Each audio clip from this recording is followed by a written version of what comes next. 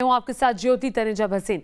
पाकिस्तान की ओर से होने वाली फायरिंग का सबसे ज्यादा नुकसान सीमा पर रहने वाले लोगों को होता है, लेकिन पाकिस्तान की इस हरकत से आम लोगों को नुकसान ना हो, इसकी तैयारी शुरू कर दी गई है। इंटरनेशनल बॉर्डर पर अब एक ऐसा सुरक्षा कवच तैयार किया गया है कि पाकिस्तान की नापाक हरकतों से अब आम लोगों को नुकसान नहीं झेलना पड़ेगा।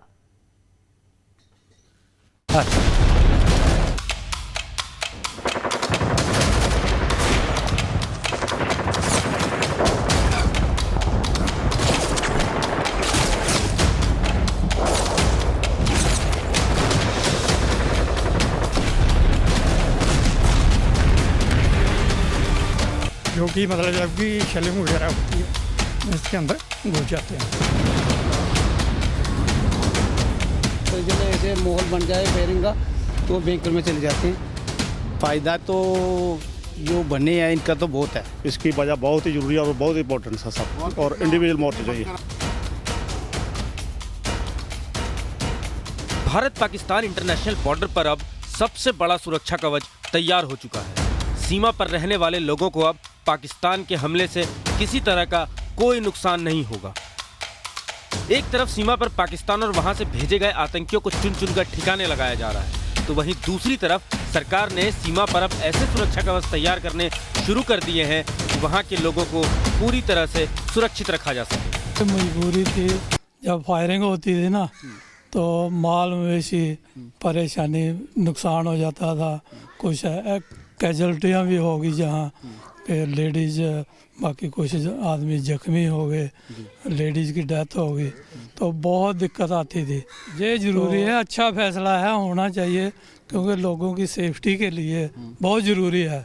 क्योंकि फायरिंग में कहाँ जाएंगे लोग, कच्चे मकान है, अगर कोई पक्का मकान भी है तो वहाँ जब सेल गिरेगा तो लेंटर भी टूट जाता है।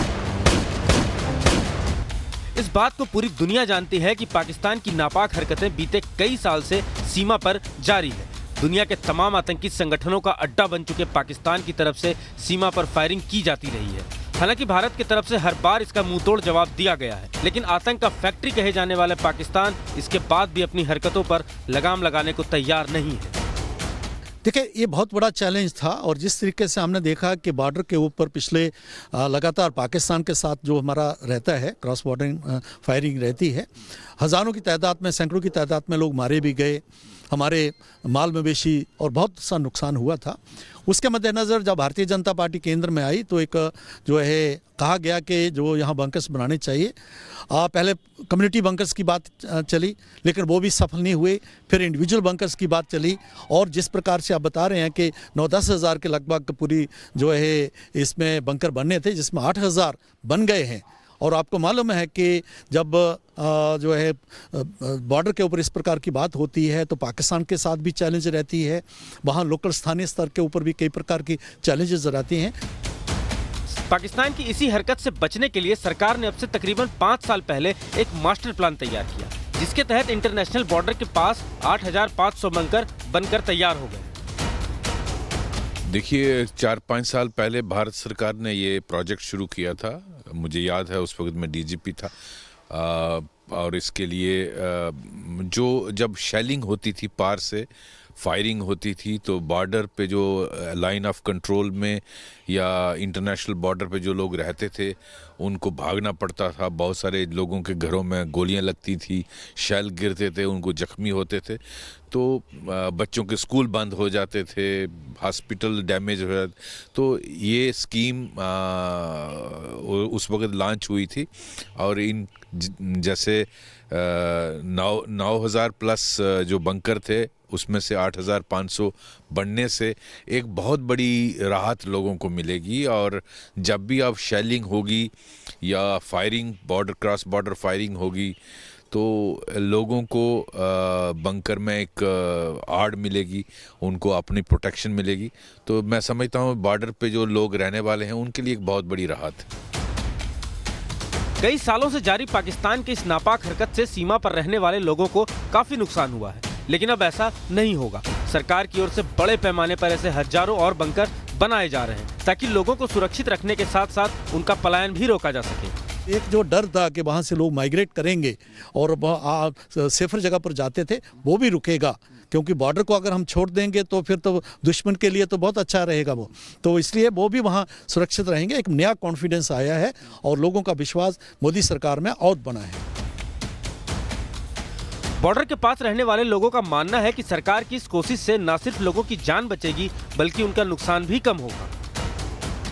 जो अगर हम बात करें कुछ साल पहले की, जो फायरिंग आपने देखी थी, सारी चीजें होती थी, क्या करते थे उस समय, क्या करना पड़ता था आप लोगों को? करना क्या कि मजबूरी थी, जब फायरिंग होती थी ना तो माल मवेशी परेशानी, नुकसान हो जाता था, कुछ कैजुअल्टियाँ भी होगी जहाँ पे लेडीज़, बाकी कुछ आदमी जख्मी हो गए, लेडीज़ की डेथ हो गई, तो बहुत दिक्कत आती थी।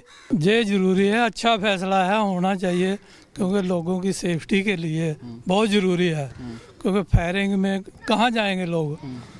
कच्चे मकान है, अगर कोई पक्का मकान भी है तो वहाँ जब सेल गिरेगा तो लेंटर भी टूट जाता है।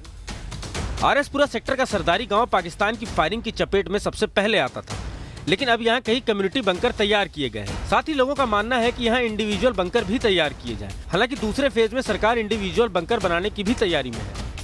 जम्मू के इंटरनेशनल बॉर्डर और एलओसी पर रहने वाले बॉर्डर के लोगों को अब सुरक्षा कवच मिल गया है और जो बॉर्डर के लोग जो सालों से पाकिस्तान की शेलिंग का सामना करते आ रहे थे, उनके लिए अब सरकार ने यहाँ पर बंकर्स जो हैं वो बड़ी तादाद में यहाँ पर बना दिए हैं।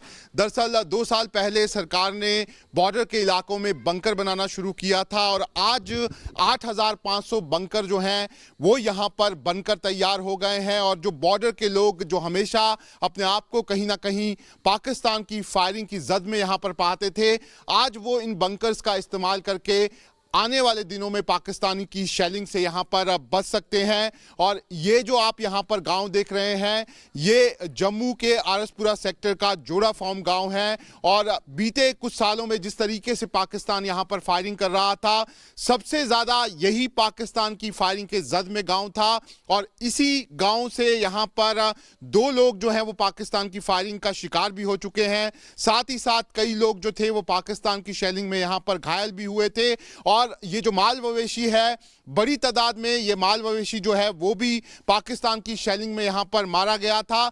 लेकिन अब जिस तरीके से यहां पर बंकर बना दिए गए हैं, कहीं ना कहीं बॉर्डर के जो लोग हैं वो काफी सुरक्षित महसूस कर रहे हैं और ये जो बॉर्डर का इलाका है, यहां पर सरकार की तरफ से 5 कम्युनिटी बंकर बनाए गए हैं। साथ ही साथ 38 इंडिविजुअल बंकर जो हैं वो इन लोगों को यहां पर बनाकर दे दिए गए हैं। ऐसे में अब ये बंकर बनने से लोग जो हैं वो काफी सुरक्षित महसूस कर रहे हैं। सीमा से 3 किलोमीटर के रेडियस में ऐसे 8,500 बंकर तैयार किए गए हैं, जिसमें बच्चों को सुरक्षित रखने पर जोर डाला गया है।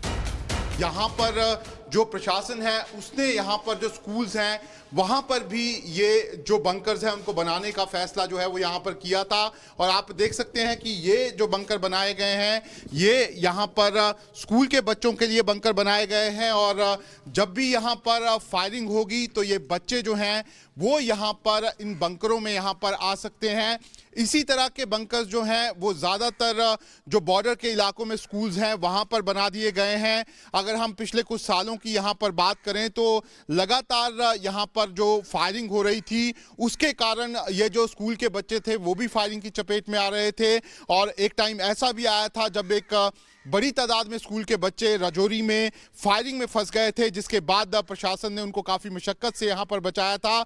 लेकिन अब प्रशासन ने यहाँ पर जो स्कूल्स हैं वहाँ पर भी जो बंकर हैं वो बना दिए हैं और अगर कभी भी यहाँ पर पाकिस्तान की तरफ से फायरिंग होती है और अगर स्कूल चल रहा होता है तो ये बच्चे जो हैं वो उस यहाँ पर बंकर में जाकर अपनी जान जो है वो यहाँ पर बचा सकते हैं। साथ ही साथ इस बंकर में कई तरह की और सुविधाएं जो हैं वो इन बच्चों के लिए यहाँ पर दी गई हैं। हमारे साथ कुछ बच्चे हैं, आप मुझे बताइए कितनी फायरिंग, क्योंकि जब आप छोटे थे बहुत फायरिंग आपने देखी होगी, तो क्या स्कूल के टाइम पर भी फायरिंग हो जाती थी कभी भी? सर बहुत फायरिंग होती थी पहले, तो अभी तो फिर बंद हो गई है। फिर गवर्नमेंट ने ये बंकर बनाए थे तो हम यहाँ पे आके अपने आप को सेव करते थे ताकि फायरिंग से हम बच सकें।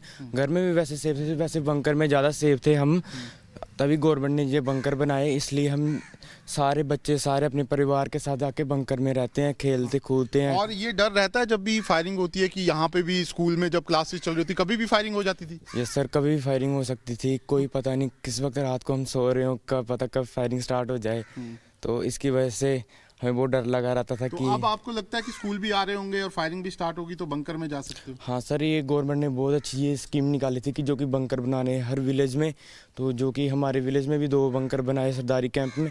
हम जहाँ जब भी फायरिंग होती है इस बंकर में आके हम सारी फैमिली के साथ तो आप देख सकते हैं ये सब बच्चे हैं, ये स्कूल है और इसी तरह से बॉर्डर के ज़्यादातर इलाके जो हैं जहां पर स्कूल्स हैं वहां पर ये बंकर्स जो हैं वो सरकार ने बना दिए हैं। अभी भी ऐसे कई इलाके हैं जहां पर ये बंकर्स जो हैं वो बनने हैं, खासतौर पर स्कूल्स में बनने हैं। यही कारण है कि सरकार जो है वो लगातार अब जो बचे हुए बंकर हैं उनको बना रही है।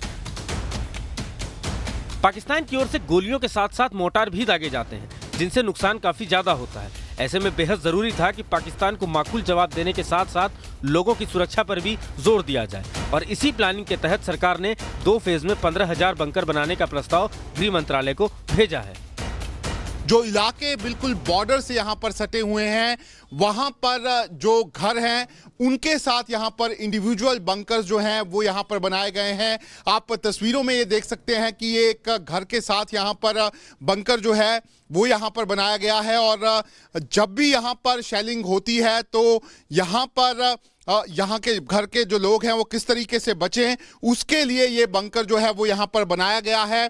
आप तस्वीरों में देख सकते हैं बिल्कुल नीचे जाकर ये बंकर जो है वो घर से बनाया गया है और एक रूम का बंकर जो है वो यहाँ पर बना हुआ है।